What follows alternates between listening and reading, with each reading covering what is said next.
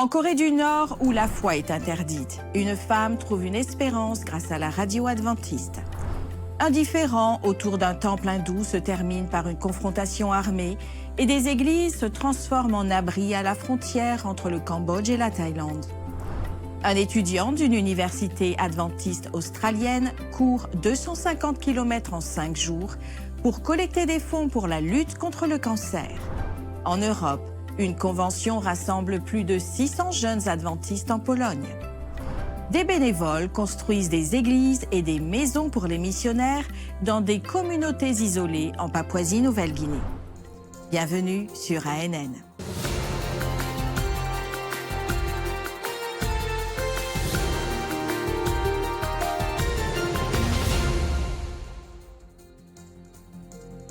En Corée du Nord, apprendre à connaître Jésus, c'est mettre sa propre vie en danger. Dans un pays fermé où les missionnaires ne peuvent pas entrer, une femme a trouvé l'espoir à travers les ondes de la Radio mondiale adventiste. Face aux pires adversités et même à la mort, rien ni personne ne pouvait lui enlever la liberté qu'elle a trouvée en Christ. Un soir, une inconnue s'est assise dans mon église. Son visage portait des traits durs, cachant sa jeunesse. Je me demandais qui elle était. Cette dame était seule, et après le départ de tous, le pasteur s'est joint à elle. « J'ai réussi à m'échapper de la Corée du Nord, » dit-elle. « Et je ne suis pas en sécurité ici en Chine non plus. Pouvez-vous me baptiser? »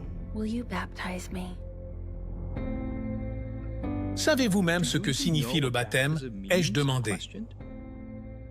Oui, Fut sa réponse résolue. j'ai appris à connaître Jésus à travers la radio.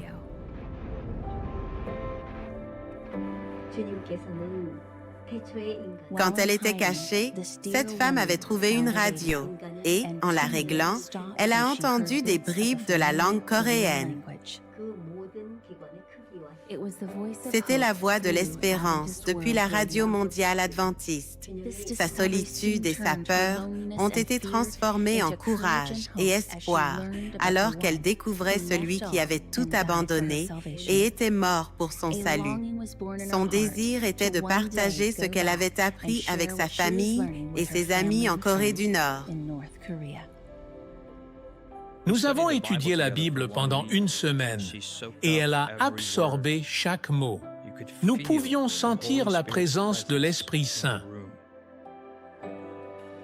Après cette semaine d'études, un baptême secret a eu lieu.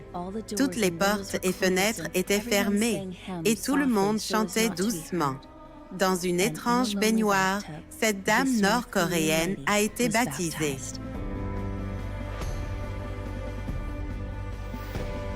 Des larmes sur les joues et la joie dans les yeux, elle déclara son allégeance à Dieu. Après son baptême, elle a exprimé son désir de liberté et de pouvoir étudier la Bible à l'université adventiste en Corée du Sud. Elle partit à pied cette même nuit.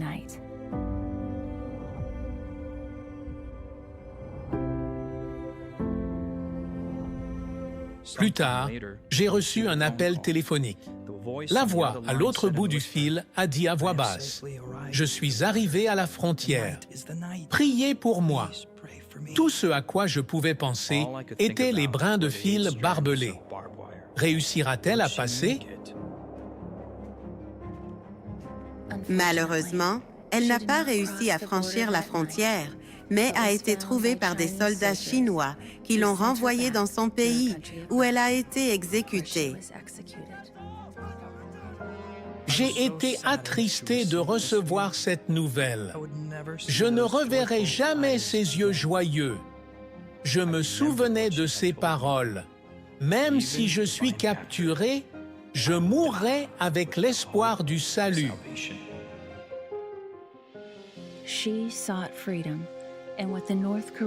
Elle cherchait la liberté et les soldats nord-coréens n'ont pas réalisé qu'elle l'avait trouvée. La vraie liberté en Jésus que personne ne pouvait lui enlever.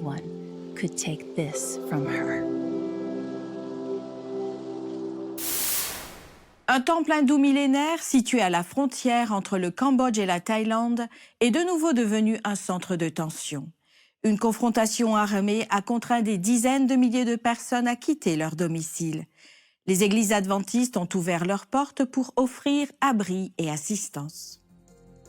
La crise a commencé près du temple de Preah Vihear, un sanctuaire hindou de plus de 1000 ans et un point de litige historique entre le Cambodge et la Thaïlande. Des tirs à la frontière ont contraint les autorités à évacuer plus de 140 000 personnes en Thaïlande et des milliers au Cambodge. Les églises adventistes du 7e jour des deux pays se sont transformées en abris et centres de distribution d'aide. Du côté cambodgien, le pasteur Hong Dara s'adresse aux familles déplacées pendant que des équipes distribuent du riz, des nouilles et de l'eau. De l'autre côté de la frontière, à l'église de Phang Thoeng, les réfugiés reçoivent des vêtements. Beaucoup ont tout laissé derrière eux. Malgré la trêve, les attaques nocturnes ont continué. Les dirigeants demandent des prières et un soutien pour maintenir le réseau de soutien aux familles qui ne peuvent pas rentrer chez elles. Dans l'un des pays les plus diversifiés culturellement et religieusement en Océanie, des communautés isolées font face à des distances géographiques et à un manque de structures de base. En Papouasie-Nouvelle-Guinée, une coordination efficace a transformé l'attente en organisation structurée. Dans la région reculée de Menyamia, en Papouasie-Nouvelle-Guinée, une force de travail bénévole, coordonnée par l'Église adventiste du 7e jour, a construit et consacré 11 nouveaux bâtiments, comprenant des églises et des résidences pastorales. Chaque bâtiment est un espace physique désormais accessible, servant de point de rencontre et de centre de soutien. Cette initiative fait partie de l'initiative « Implication totale du membre » de l'Église adventiste, qui mobilise les membres individuels pour s'impliquer activement dans la mission et la formation de disciples. L'ITM met en avant l'importance de maintenir une présence continue et de favoriser des relations qui se renforcent avec le temps. Organisé en 6 zones de travail, le projet a bénéficié du soutien local, de la coordination logistique et de la participation directe des leaders ecclésiastiques, des bénévoles et des partenaires communautaires. Il est le résultat de la campagne Papouasie-Nouvelle-Guinée pour le Christ, lancée en 2024, et est considéré comme une étape structurelle importante pour la présence adventiste dans la région. La cérémonie de clôture a inclus la consécration et l'envoi des pasteurs vers les nouveaux bâtiments. Le plus grand réseau médiatique chrétien au monde continue d'étendre sa présence dans des territoires stratégiques. Hope Channel vient de lancer ses opérations dans 4 nouvelles régions à travers 3 continents. L'impact se fait sentir dans des zones marquées par l'instabilité politique, la censure religieuse et des contextes sociaux extrêmes. Avec 88 centres médiatiques répartis à travers le monde, Hope Channel avance avec la mission d'atteindre 1 milliard de personnes, avec l'évangile de l'espoir éternel d'ici 2030. Les nouveaux lancements en Papouasie-Nouvelle-Guinée, au sud du Soudan, au Népal et au Mizoram représentent plus qu'une simple expansion du signal. Ce sont des avancées dans des régions où la communication est souvent le seul pont possible vers la foi. En Papouasie-Nouvelle-Guinée, où plus de 86% de la population vit dans des zones rurales et où l'accès à Internet est inférieur à 25%, la télévision reste la principale source d'information. Hope Channel diffuse désormais 24 heures sur 24 à l'échelle nationale, avec le soutien officiel de la Commission de radiodiffusion et un soutien politique direct. Le Premier ministre actuel est un adventiste. Le lancement fait suite à l'impact d'une récente campagne d'évangélisation qui a entraîné plus de 170 000 baptêmes en seulement 2 semaines. Avec environ 400 000 membres adventistes du 7e jour, le pays compte désormais un adventiste pour 19 habitants. Dans le plus jeune pays du monde, le sud du Soudan, marqué par la faim, l'effondrement économique et des conflits, y compris des victimes qui sont adventistes, Hope Channel commence avec 8 bénévoles. Il n'y a actuellement pas de studio, mais ils produisent du contenu d'espoir pour les jeunes, les femmes et les enfants. L'opération se déroule dans des églises et des bureaux. Internet est devenu la seule voie disponible, avec des diffusions quotidiennes sur YouTube, Facebook et TikTok.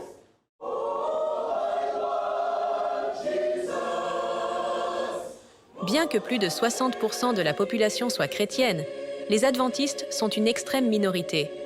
Il n'y a qu'un adventiste pour 150 Sud-Soudanais. Au milieu de la crise humanitaire, la communication est devenue un outil d'espoir.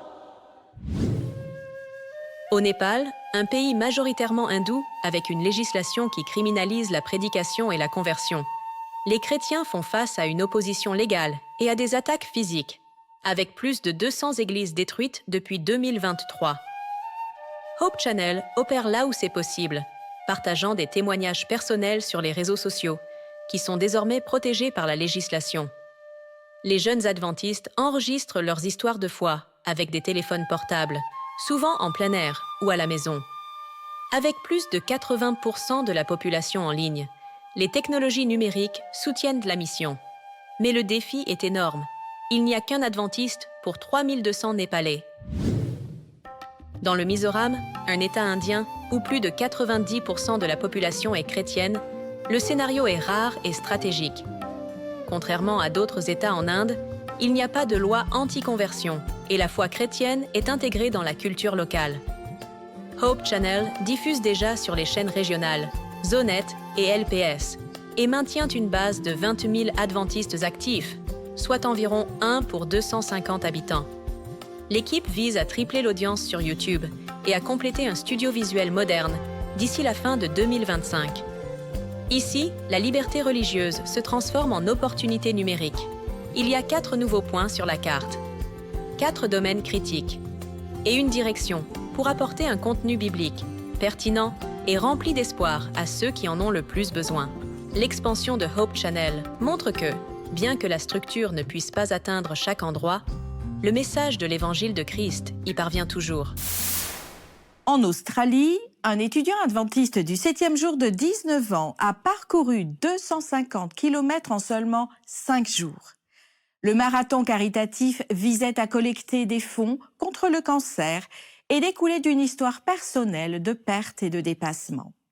5 jours, 250 km, un jeune homme et une mission contre le cancer. Son nom est Caleb Morton.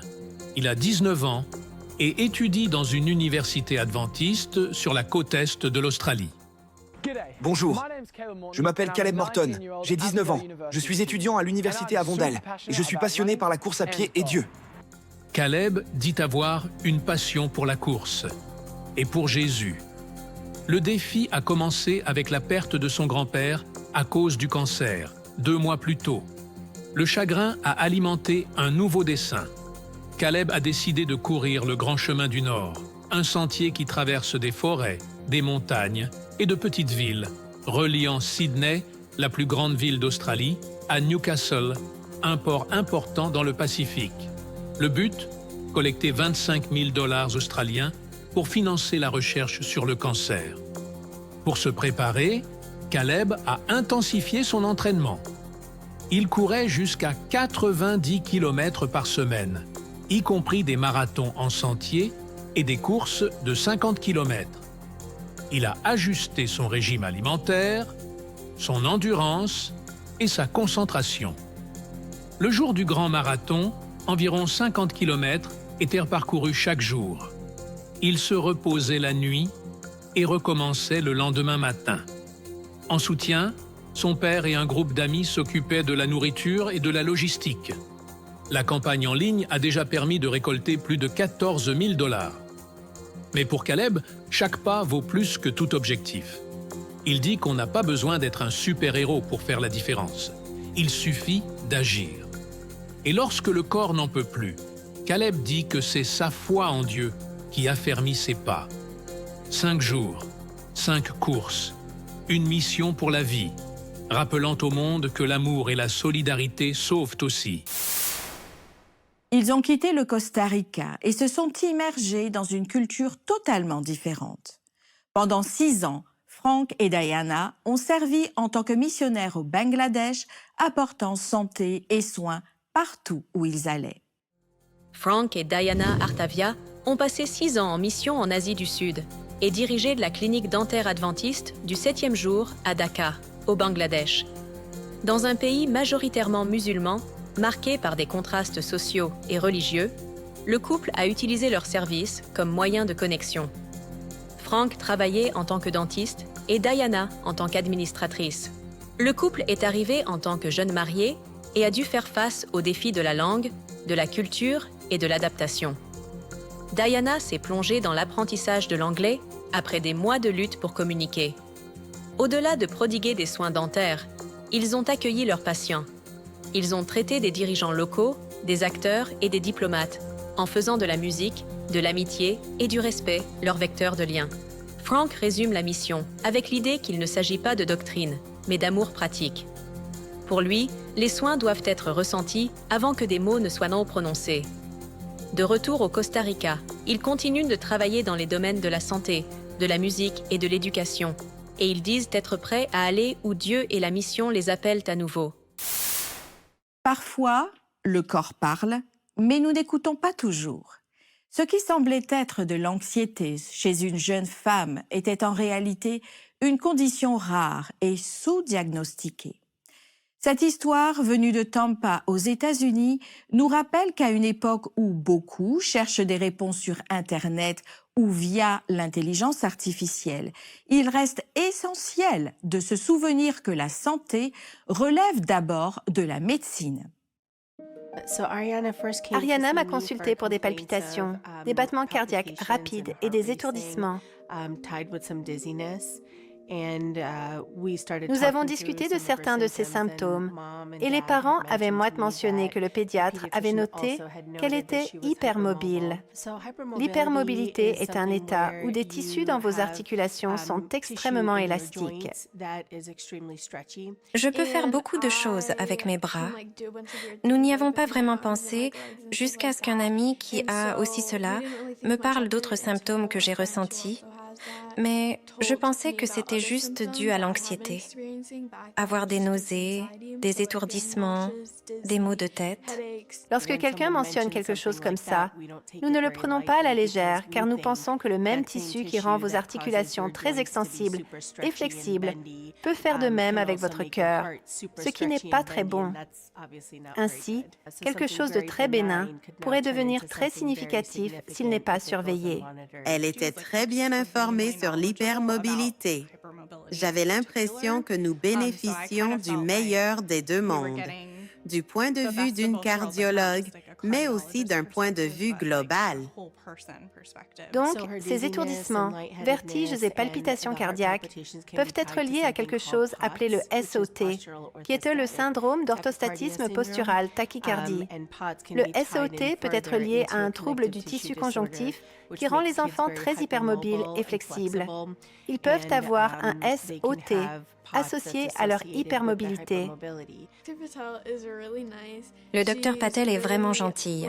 Je n'avais aucune question car elle les avait toutes déjà répondues avant même que je puisse les poser. Le docteur Patel s'assure vraiment de répondre à toutes les questions que vous pourriez avoir.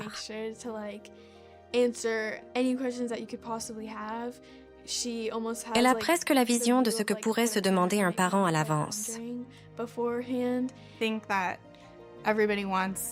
Je pense que tout le monde veut un médecin qui les écoute et se soucie d'eux, et j'aurais certainement aimé l'avoir comme médecin pour moi-même.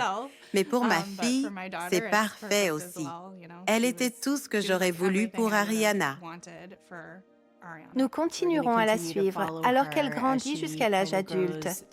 Dans notre clinique, elle peut rejoindre notre programme pour les adultes atteints de malformations cardiaques congénitales. Docteur Patel, je vous remercie d'avoir pu m'aider à me sentir tellement mieux par rapport à mes symptômes et de m'avoir aidé à avoir la paix intérieure concernant ce que je ressens, sans être anxieuse à ce sujet. Je tiens à remercier le Dr Patel d'avoir donné à mes parents la tranquillité d'esprit pour qu'ils ne s'inquiètent pas pour leur enfant. Je lui suis vraiment reconnaissante. Plus de 600 jeunes adventistes du 7e jour de toute l'Europe et d'autres régions se sont réunis à Katowice, en Pologne, pour la Convention de la Jeunesse pour Christ, ou GIC, édition Europe 2025. Sous le thème « À toutes les nations », l'événement a rassemblé des participants principalement âgés de 18 à 35 ans.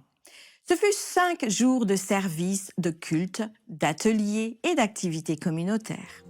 La réunion a eu lieu au Centre international de congrès, à Katowice, en Pologne.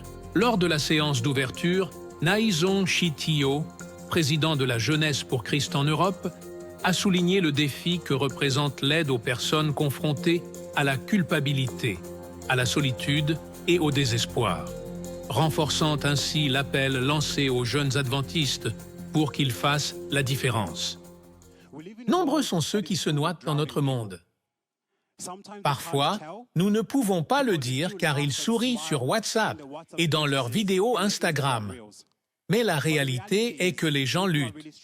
Ils se noient dans la culpabilité, la honte, le péché, la solitude, le désespoir, le manque de but, et ils ont besoin de quelqu'un pour les aider.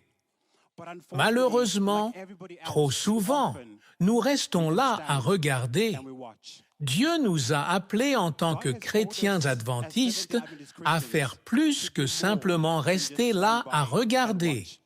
Il nous a appelés à être ses mains aidantes dans le salut des âmes. Plusieurs dirigeants régionaux de l'Église adventiste du 7e jour étaient présents.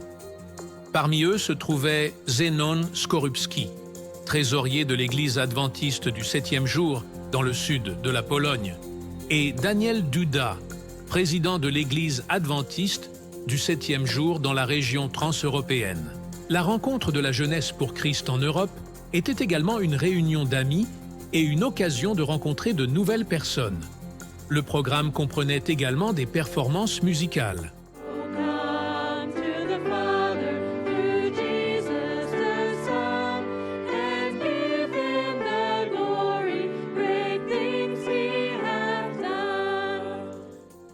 Une série d'ateliers était axée sur la Bible, la santé mentale, la mission et d'autres sujets. La soirée d'ouverture a été marquée par plusieurs de ces présentations. Les ateliers ont abordé la justification par la foi, le démarrage de ministères sur les réseaux sociaux et les stratégies pour atteindre les gens à travers le message de santé adventiste. L'événement a également inclus une conférence culinaire présentée par le pasteur Christian Karlsson, PDG d'une école de cuisine végétalienne en Suède, et le chef respecté et entraîneur personnel Kasper Carstensen. Le conférencier principal était Adam Ramdin, producteur exécutif de Lineage Journey, une série basée sur des événements et des lieux historiques importants pour l'histoire de l'Église chrétienne et l'héritage adventiste. Dans son message, Ramdin a invité les jeunes à réfléchir aux 4 grandes questions de la vie. D'où venons-nous? Pourquoi sommes-nous ici? Où allons-nous? Et quel genre de personnes devrions-nous être? Il a souligné que toutes les réponses se trouvent en une seule personne, seulement en Christ.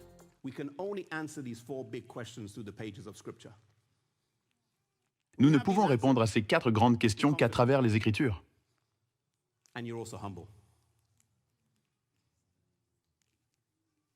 Lorsque vous avez ces réponses, vous êtes confiant et humble à la fois. Car en vérité, notre identité ne peut être trouvée et répondue qu'en Christ. Notre destin se trouve en qui? En Christ. Notre but se trouve en Christ et notre moralité se trouve en Christ. Je suis adventiste du 7e jour parce que j'essaie de suivre Jésus. Ce n'est qu'à travers le Christ et par Jésus que la réponse à ces 4 grandes questions de la vie, de l'identité, du but, du destin et de la moralité peut être véritablement et adéquatement répondue.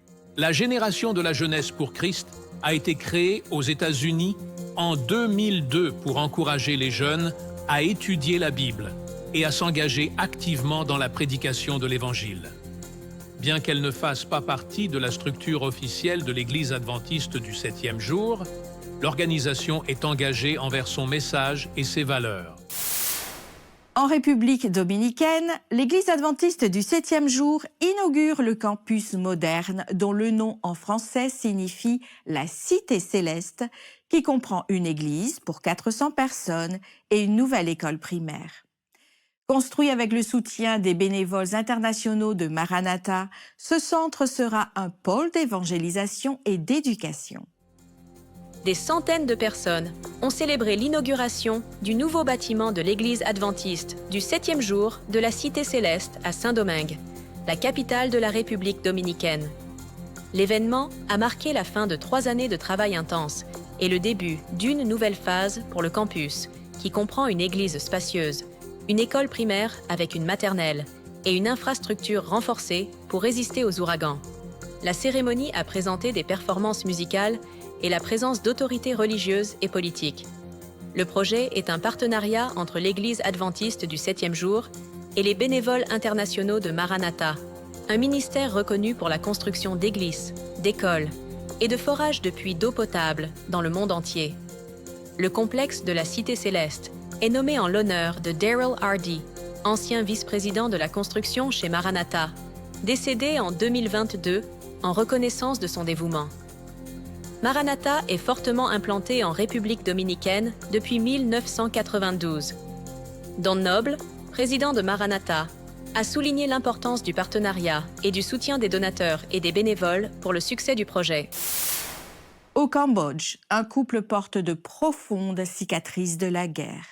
Vourne et Sarourm ont perdu leurs jambes dans des accidents causés par des mines. Pendant des années, ils luttaient quotidiennement pour survivre. L'espoir a commencé à renaître lorsque l'agriculture et l'entrepreneuriat ont ouvert une nouvelle voie. Avec le soutien d'ADRA et le financement du gouvernement australien, leur vie a changé.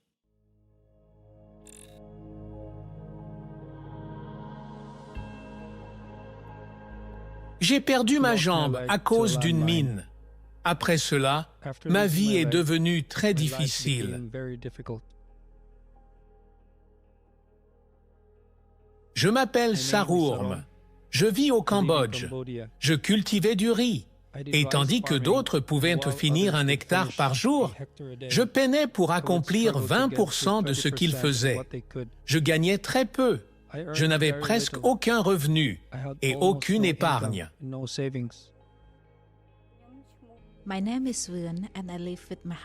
Je m'appelle Vourne et je vis avec mon mari, Sarourm. Je travaillais auparavant dans une ferme de soja.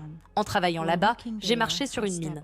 Il m'est difficile de sortir et je suis gênée à cause de mon handicap. Tout est difficile pour moi.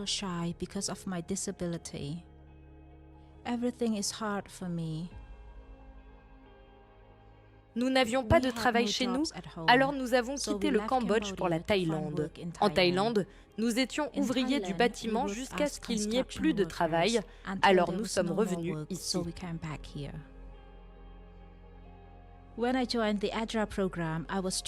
Grâce à ADRA, j'ai été formée sur la culture des légumes et des aliments nutritifs pour mes enfants. J'ai suivi leurs instructions et j'ai constaté une augmentation de mon rendement en légumes. ADRA a aussi fourni d'autres matériaux tels que des pneus de vélo, des poules, des outils de jardin, des semences, un filtre à eau et des toilettes. J'ai suivi une formation qui a amélioré mes compétences en agriculture et en réparation de vélos. Si ADRA ne m'avait pas aidé, ma famille aurait dû affronter de nombreux défis. Je n'aurais pas eu assez d'argent pour démarrer mon entreprise de réparation de motos. Si je peux réparer 2 ou 3 motos, je peux gagner 10 fois plus que ce que je gagne en travaillant dans l'agriculture. Depuis que nous avons rejoint le programme ADRA, notre pauvreté a considérablement diminué. Je n'ai plus besoin d'acheter des légumes ou de la viande au marché. Nous avons notre propre eau potable sans payer. Nous avons aussi des toilettes propres, ce qui a amélioré notre santé. Aussi, nous ne consultons plus le médecin aussi souvent qu'avant. Ma famille ne tombe plus aussi souvent malade. Nous buvons de l'eau propre, maintenons une bonne hygiène et mangeons les aliments que nous cultivons. La plus grande différence est que je n'ai plus besoin de quitter mon pays pour trouver du travail. Je n'ai pas besoin d'être riche et fortuné. Je veux juste que nous ayons assez de nourriture à manger et que mon enfant reçoive une bonne éducation.